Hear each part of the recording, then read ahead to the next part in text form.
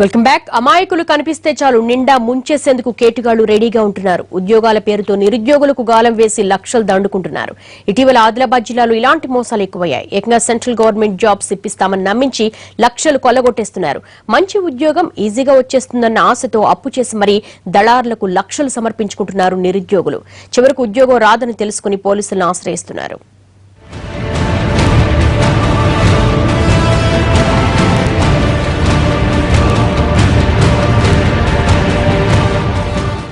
పరీక్షలు అక్కర్లేదు, ఇంటర్వ్యూలు ఉండద్దు, ఈజీగా ప్రభుత్వ ఉద్యోగం వచ్చేయాలి. చాలా మంది నిరుద్యోగుల ఆలోచన ఇలాగే ఉంటుంది. ఇది అత్యాసే. ఈ బలహీనతను క్యాష్ చేసుకుంటున్నారు బ్రోకర్లు. డైరెక్ట్ గా గవర్నమెంట్ జాబ్ ఇప్పిస్తామని నమ్మించి లక్షలు వసూలు చేసి పత్తా లేకుండా పోతున్నారు. ఆదిలాబాద్ జిల్లాలోని మంచిర్యాల, బెల్లంపల్లి ప్రాంతాల్లో ఉద్యోగాల పేరుతో మోసాలు ఎక్కువగా జరుగుతున్నాయి. రైల్వేలో ఉద్యోగాలు ఇప్పిస్తానని నమ్మించి 72 లక్షలతో పరారయ్యాడు ఓ కేటుగాడు. ఆదిలాబాద్, కరీంనగర్, వరంగల్ జిల్లాలోని కోల్ బెల్ట్ ప్రాంతంలో నిరుద్యోగులకు గాలమేసిన ఆదిత్య రైల్వేలో ఉద్యోగాలు ఇప్పిస్తానని నమ్మించాడు. తనకు రైల్వేలో చాలా మంది అధికారులు పరిచయం ఉన్నారని, వారికి కొంత లంచం ఇస్తే జాబ్ వస్తుందని చెప్పుకొచ్చాడు.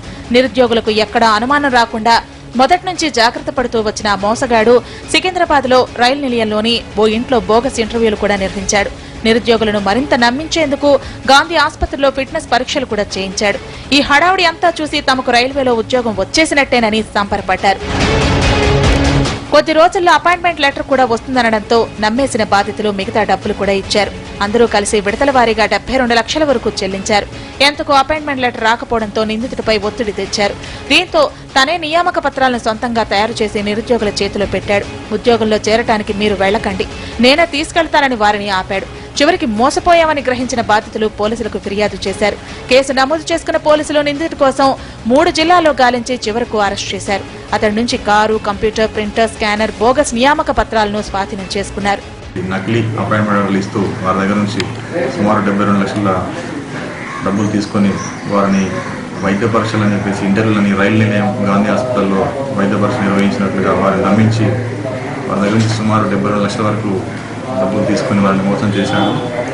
బాధిత ఫిర్యాదు మేరకు ఈరోజు అతన్ని అరెస్ట్ చేసేసి అతని దగ్గర నుంచి కంప్యూటర్, ప్రింటర్, నకిలీ ఆర్ఆర్బీ స్టాంపు, ఒక ఇండికా కారు ప్లస్ ఒక తులన్నర బంగారం రికవరీ చేసి అతన్ని ఈరోజు రిమాండ్ తరలించడం జరుగుతుంది.